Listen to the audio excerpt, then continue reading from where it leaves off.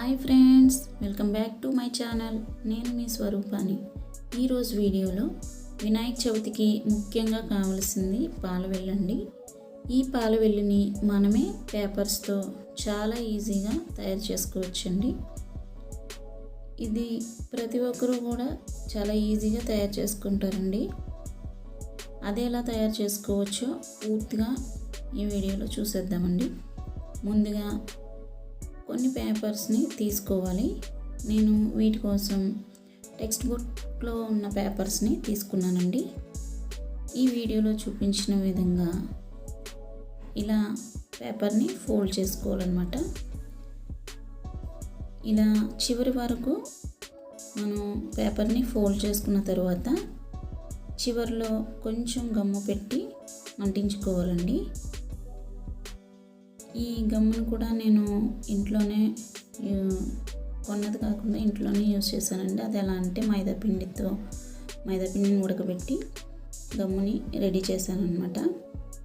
ఇప్పుడు మనం గమ్ముతో అతికించుకున్న తర్వాత ఈ పేపర్ని ఇంకొక దాంట్లో పెట్టి అలా ఫోల్డ్ చేసుకోవాలన్నమాట. ఇలా మొత్తం అన్నీ కూడా ఫోల్డ్ చేసుకుని కొన్ని స్టిక్స్లా తయారు చేసుకోవాలన్నమాట. ఇప్పుడు ఇది ఒక స్టిక్లా రెడీ అయిపోయింది, చూస్తున్నారు కదా. ఇప్పుడు ఇలా గమ్ పెట్టి అతికించేసుకున్న తర్వాత ఇది ఇంకా మనకి అతుక్కుపోతుందండి, ఊడిపోకుండా ఉంటుంది. ఇలా స్టిక్స్గా రెడీ చేసుకోవాలి. ఇలా నేను 8 స్టిక్స్ని అయితే రెడీ చేసుకున్నానండి. ఇప్పుడు ఈ రెడీ చేసుకున్న స్టిక్స్ని మనకి పాలవెల్లి సైజు ఎంతైతే సరిపోతుందో ఆ సైజులో చూసుకుని మెజర్మెంట్ తీసుకుని ఇప్పుడు వీటిని ఇటు అటు కూడా కట్ చేసుకోవాలన్నమాట.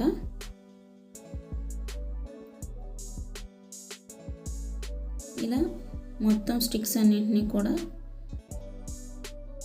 మనకి ఏ సైజు కావాలో ఆ సైజులో కట్ చేసుకోవాలి.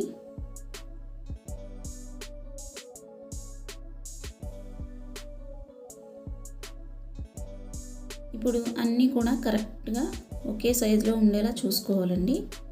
ఇవన్నీ రెడీ అయిపోయాయి కదా. ఇప్పుడు నేను వీటికి ఈ కలర్ కోసం పసుపునైతే యూజ్ చేశానండి. పసుపును ఒక 2 టేబుల్ స్పూన్లు తీసుకున్నాను. దాంట్లో ఈ ఉడకబెట్టిన మైదా ఉంది కదా, దాన్ని 1 స్పూన్ వేసుకున్నాను. కొంచెం వాటర్ వేసి దీన్ని ఒక పెయింట్లా రెడీ చేసుకున్నాను అనమాట. నేను ఏ కలర్స్ ఏమీ కూడా యూజ్ చేయలేదండి. ఇది కూడా మన ఇంట్లో వాడే పసుపే అనమాట, దాన్ని యూజ్ చేశాను. ఇప్పుడు ఇది కొంచెం పెయింట్లా రెడీ అయింది. దీన్ని ఇప్పుడు ఒక్కొక్క స్టిక్